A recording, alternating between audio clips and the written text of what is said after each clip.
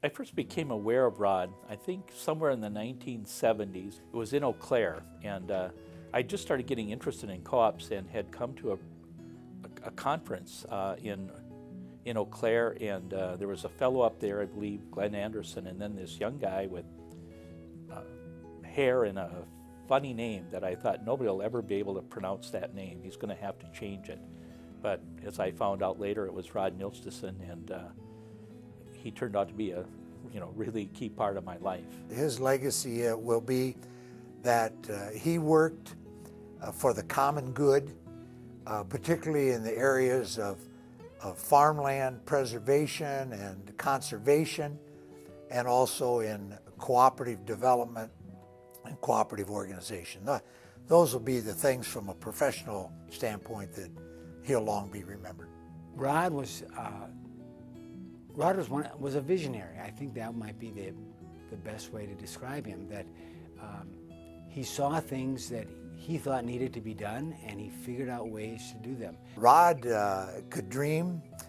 He wrote a lot of things on napkins in restaurants around the state of ideas. I think one of the things that really sets him apart from many other bosses is that he always said, if you believe it, you can do it. A lesson that Dad told us over and over again, and I think it's applicable whether it's at home or in a career, he always reminded us to listen and how important it was to listen to people.